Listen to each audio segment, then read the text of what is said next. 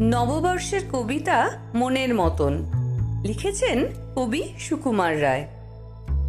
কান্না হাসির পোটলা বেঁধে বর্ষ ভরা পুঁজি, বৃদ্ধ বছর উধাও হলো, ভূতের মুলুক খুঁজি।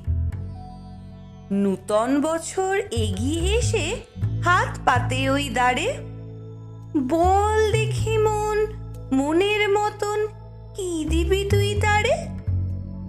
আর কি দিব? মুখের হাসি, ভরসা ভরা প্রাণ, সুখের মাঝে দুঃখের মাঝে আনন্দময় গান। কেমন লাগলো তোমাদের কবিতাটা?